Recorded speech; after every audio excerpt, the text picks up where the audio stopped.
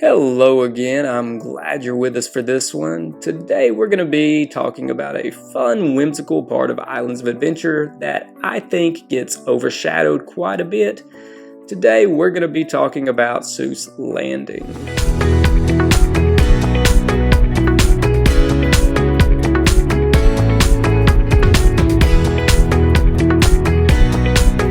First, we need to discuss the history of the area a bit. Seuss Landing opened with Islands of Adventure in May of 1999, and when it opened, it featured the Cat in the Hat, One Fish, Two Fish, and the Carousel.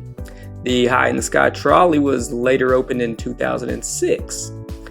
Fun fact about the High in the Sky trolley: it was originally planned to open with the park in 1999. As Sylvester McMonkey McBean's unusual driving machine, which is a mouthful, but was postponed with the track remaining installed but unused until its eventual opening in 2006, when it was rethemed as we know it today. Now, there are lots of hidden details and Easter eggs to be found throughout this area of the park, with a good bit of photo ops to be had, so be sure to take your time when you're going through this area and really explore, look around, and take it all in. And this area also has a great kids play area to be explored. If I Ran the Zoo is a fun way for kids to run off some energy. It has a little bit of shade, so that's definitely helpful during these hot Florida months. Another thing to keep in mind in Seuss Landing is that there's lots of characters that may be out during the day. There's no guarantee of what characters or what times, but keep an eye out. And also, one of the best seasonal events at Universal Orlando has got to be Grinchmas, which includes a Grinch show as well as a meet and greet opportunities. So definitely check the calendars for that during November and December. Now, the theming in this area is as good as any other land that Universal Orlando has ever put together. The lack of straight lines and other absurd shapes and buildings and design really display a very Dr. Seuss vibe throughout this part of the park.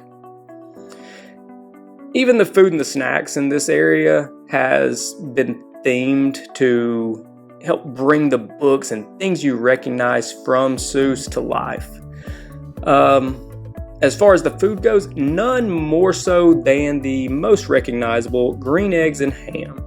But a lot of the menu items in this area have themed food that's fun for the whole family.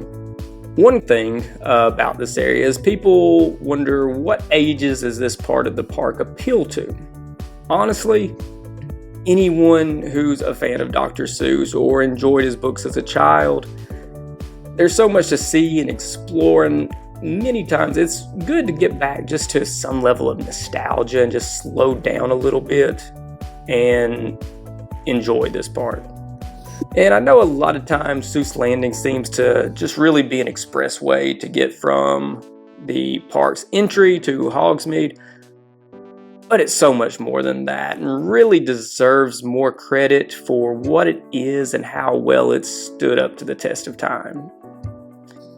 That's all I've really got to say about this one. Again, we may do a deeper dive one day on this area, but as always, please like, subscribe, let me know your thoughts in the comments. I appreciate everyone who's watched, and until next time, get out there and have fun. Thanks.